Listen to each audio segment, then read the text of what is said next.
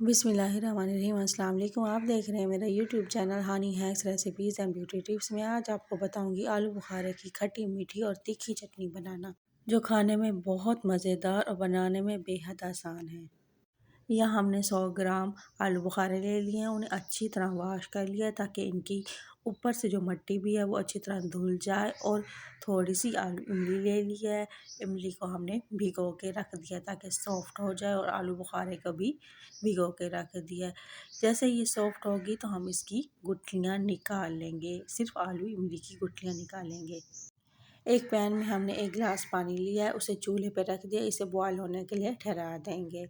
और हमने आलू इमली का जो पल्प है उसे स्ट्रेन कर लेंगे, यानी एक छलनी की मदद से छान लेंगे ताकि जो भी कचरा है इसका निकल जाए।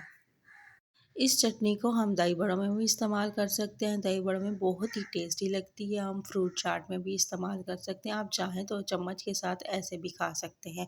पानी बॉयल हो चुका है, हमने इसमें आलू बुखारे ऐड कर दी हैं। आलू बुखारे ऐड करने के बाद हम इसमें आलू इमली का पानी डालेंगे। पानी डालने के बाद हम इसे अच्छी तरह बॉयल होने देंगे। जब पानी अच्छी तरह पक जाएगा, बॉयल आ जाएगा, उसमें पानी थोड़ा कम हो जाएगा, तो हम इसमें ऐड कर देंगे आधा कप चीनी।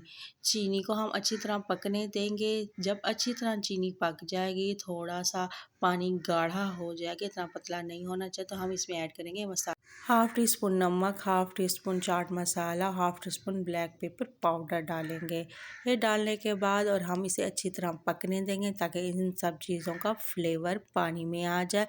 ये देखिए हमारी चटनी तैयार हो चुकी है। पानी इसका गाढ़ा हो चुका है। इसे ठंडा होने के बाद किसी भी शीशे के जार में रख दें। आप महीने तक आसानी से यूज़ कर सकते हैं, और आपने इसे फ्रिज में रखना है, बाहर नहीं रखना।